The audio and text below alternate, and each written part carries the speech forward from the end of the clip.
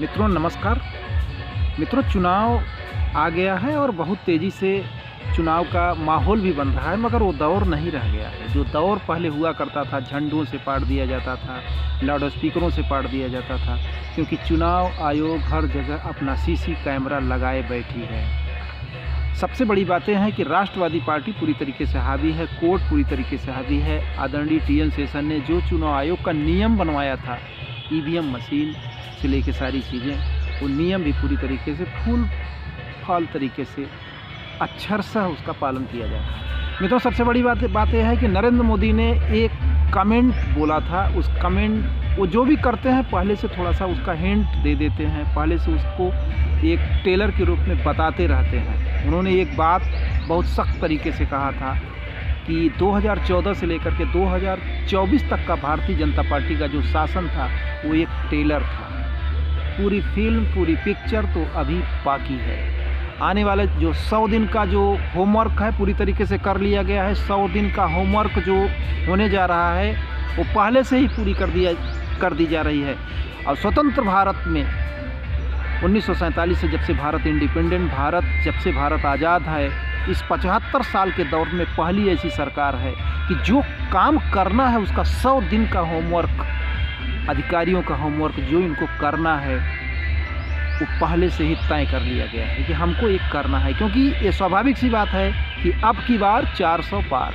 मोदी सरकार का जो हुंकार है, बिल्कुल सख्त लहजों में उन्होंने कहा है कि अभी तो ये टेलर था, अभी पूरी फिल्म, पूरी पिक्चर बाकी है। मित्रों जब कोई भी काम करते हैं नरेंद्र मोदी तो पहले से ही उन्होंने बोल देते हैं। इसके पहले नोटबंदी, GST और लॉकडाउन, जो जनता के हित में एक बहुत कठोर उन्होंने कानून लाए, जो है लॉकडाउन में पूरी तरीके से पूरी विश्व का अर्थव्यवस्था नष्ट भ्रष्ट हो गया था, मगर भारत अपने तरीके से पूरी तरीके से मजबूत रहा और खुद तो वैक्सीन को बनाया, बांटा और अन्य दूसरे देशों को मदद भी किया।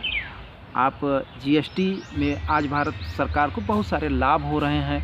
नोटबंदी से भी बहुत सारा लाभ हो रहा है। होता क्या है कि जब कोई नोटबंदी होता है तो उसका कारण होता है। प्राचीन काल में भी आप देखते हैं तो प्राचीन काल में चलता था मोहर, और हर कोई राजा हर 10 साल में अपने मोहर को बदल दिया करता था, क्योंकि उसकी कॉपी हो जाया करती थी। अब आइए इस काल में नोटबंदी हुआ कि नोटबंदी होने का कारण सबसे बड़ा बात यह है कि जब कोई नोट छपता है तो नोट छपने के बाद पहले जो प्रक्रिया होती है वो RBI के तहत होती है। उसके तहत सबसे बड़ी बात ये होती है कि जितना नोट छापना है उतना सोना रखा जाता है, जो इंटरनेशनल मार्केट में मान्य होता है। जो सोना होता है वो इंटरनेशनल स्तर मान लिया जाता है। तो उस नोटबंदी को उन्होंने ले आया, जो कि बहुत सारी नकली नोट भारत सरकार में चल रही थी, बहुत सारा रुपया ही दिख रहा था। वो कारण सिर्फ ये था कि पाकिस्तान में का एक ही धंधा था, वो अपने मैन्युफैक्चरिंग पे नहीं ध्यान देते थे। मैन्युफैक्चरिंग में आज भी नहीं ध्यान देते हैं, क्योंकि सुई और तागा भी बनाना नहीं जानते हैं। वो सिर्फ करते क्या थे, भारत की करेंसी को छापते थे, 50% में भारत में चलवाते थे। काम उनका यही था। तो जो भी कठोर से कठोर रूल्स था, वो इतिहास में पहली बार दूसरी सरकार इतना नहीं ले सकती है, इतना कड़ा नियम नहीं ले सकती है जितना कड़ा नियम मोदी सरकार ने लिया, पहले से आगाज किया। अब आने वाले समय में क्या होने वाला है, क्या पिक्चर है, उस पिक्चर पर हल्का सा हम लोग नज़र डालेंगे जितना जा सकता है, जैसा कि हम लोग सुनते हैं पेपर में सारी जगहों पे। मित्रों सबसे बड़ी बातें हैं कि ये जो पिक्चर है अभी जो बाकी है, आने दिनों 10 साल के जो होमवर्क होगा, उसमें सबसे पहली बात यह है कि रिजर्व बैंक जो फाइनेंस सेक्टर में बहुत बड़ा उतार चढ़ाव होगा, बहुत बड़ा रोक होगा। और उन्होंने सख्त लहजों में कहा है कि जिसकी जो जगह है, भ्रष्टाचारियों का जो जगह है, उसको सही जगह पे ले जाना है। और सबसे बड़ी बात यह है कि भ्रष्टाचारियों पर कार्रवाई होगी और फाइनेंस सेक्टर में बहुत कड़े नियम आने वाले हैं, आने वाले इस 100 दिन के अंदर। जैसे ही सरकार बनेगी वैसे ही 100 दिन के बाद ही बहुत सारे कानून आने वाले हैं, और जो भी कानून आएंगे संविधान के हित में आएंगे, संविधान से हट करके कुछ भी नहीं आएंगे, क्योंकि आदरणीय नरेंद्र मोदी ने पहले ही आगाह कर दिया है कि संविधान से ही हट करके कुछ नहीं करना है। हो सकता है हिंदू राष्ट्र बिल भी आ जाए, NRC कोई सोचा नहीं था, NRC आ गया, CA आ गया, जिस 370 कानून हट गया, 35 से हट गया, जो कभी सोचा भी नहीं था कि क्या हो जाएगा होने के बाद, मगर मोदी सरकार सब कुछ करके खाली हो गई। और इस 100 दिन के होमवर्क में बहुत कुछ परिवर्तन होने जा रहा है, फाइनेंस सेक्टर में भी बहुत परिवर्तन होने जा रहा है। उसके बाद सबसे बड़ी बातें हैं मित्रों, बंगाल सरकार जो ईडी और सेबी पे जो हमला किया हुआ था जो संदेश खली में, तो आदरणीय नरेंद्र मोदी ने वादा किया था कि आने वाले समय में जो भी गलत है उनको दंडित किया जाएगा। ये दंडित तब होगी जब राज्य सरकार जाएगी, तो हो सकता है बंगाल सरकार भी चला जाए, और बंगाल सरकार जाएगी तो कानूनी शिकंजा बहुत तेज़ी से पकड़ होगी। बंगाल सरकार इसके पहले भी जा सकती थी, मगर पूर्ण बहुमत से आने के कारण कहीं न कहीं सेंट्रल गवर्नमेंट दब रही थी कि कहीं जनता नाराज़ न हो जाए। यही हाल केजरीवाल का था। केजरीवाल ने भी इतना बरगलाया, जनता को बरगलाया, झूठ में फुसलाया, बरगलाया, झूठ पे झूठ बोलती रही, जनता को गुमराह करती रही, और राज्य सरकार गुमराह करती रही। आने वाले समय में अभी तो केजरीवाल जेल गए हैं, इसके बाद ये भी हो सकता है अगर वो इस्तीफ़ा नहीं देते हैं तो सरकार भी जा सकती है। तो ये दो तो सरकारों के बीच में है बहुत सारा चीज़ें। फाइनेंस सेक्टर में भी बहुत कड़ा रूल्स आने वाला है। जो कालाबाजारी है, काला धन है, उसको सरकार निकालने की पूरी कोशिश करेगा। भ्रष्टाचारियों का सही जगह होगा, सही जगह। नेशनल हेराल्ड केस में जो राहुल गांधी हैं वो भी जेल जा सकते हैं, क्योंकि अभी वो बिल पे हैं।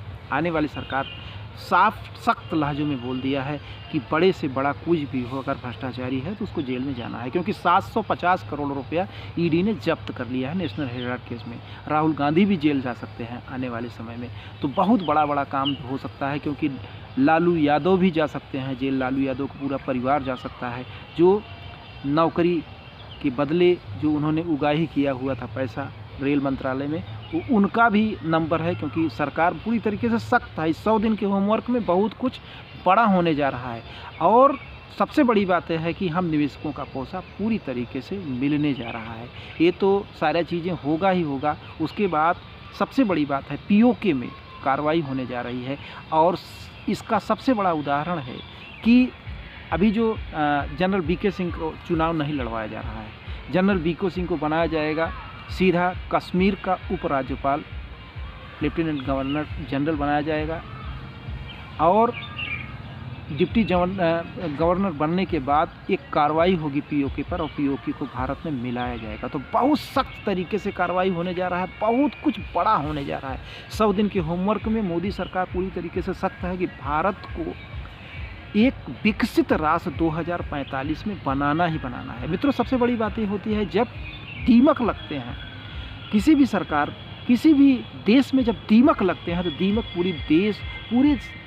पूरे अंदर के भाग को खोखला कर देते हैं। जिस तरीके से पाकिस्तान को जब दीमक लग गए, भ्रष्टाचारियों ने पूरे धन को उठाया और सीधे पूरे धन को उठा के लंदन में निवेश कर दिया। कोई अपना वहाँ बंगला बनवा रहा है, तो कोई कुछ बना रहा है, कोई कारोबार कर रहा है, विदेशों में पूरे फैले चले जा रहे हैं। तो धन अपने देश का ले जाकर दूसरे देश में, यही चीज़ें 2014 के पहले होता था।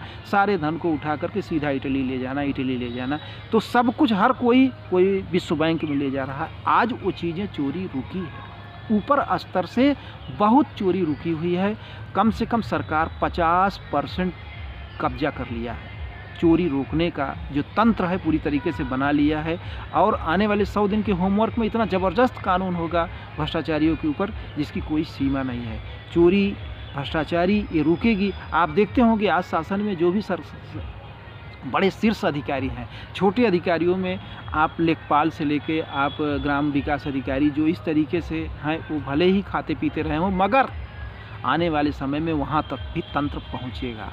तंत्र अभी निचली स्तर में तो नहीं पहुंचा है, मगर आईएएस, आईपीएस टॉप अधिकारियों के लेवल से, जो बड़े बड़े नेताओं के लेवल से वो चीज़ें जो पहुंच गई है। तो सरकार पूरी भ्रष्टाचारियों का जो सही जगह है वो सही जगह होने जा रहा है, क्योंकि मोदी सरकार ने पहले बोल दिया है कि अभी तो ये टेलर था। 10 साल का जो मोदी सरकार का शासन था वो टेलर था, अभी पूरी फिल्म बाकी है। आने वाले फिल्म में बहुत बड़ा फाइनेंस सेक्टर में रिजर्व बैंक के गवर्नर के साथ बराबर मीटिंग हुआ। उन्होंने फाइनेंस सेक्टर में ऐसा कड़ा रूल्स ले आने वाले हैं जिससे कि सब कुछ सरल हो, मगर आम जनता, आप निवेशक की कोई दिक्कत नहीं है, क्योंकि मोदी सरकार रामराज सरकार है, राष्ट्रवादी पार्टी है। सबसे बड़ी बातें हैं कि यहाँ पे जो जनता है वो ये जानती है कि ये सरकार जो भी निर्णय लेगी वो जनता के हित में निर्णय लेगी। अब जनता के हित में जब निर्णय लेती है तो कोई डर भय नहीं होता है।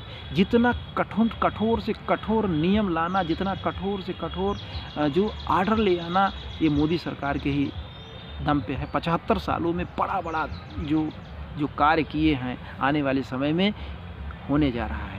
तो मित्रों, आज ये जो चुनावी माहौल है, जो सरगर्मी चल रही है, तेज़ी से जो सरगर्मी चल रही है, हमें अपना मत को देना है। एक राष्ट्रवादी पार्टी को मत देना है, जहां भी आपका मन करे, विवेक करे कि संविधान में सबसे बड़ी बात है कि संविधान अपने मत से ही राजा बनाते हैं। आप अपने मत से ही राजा बनाइए।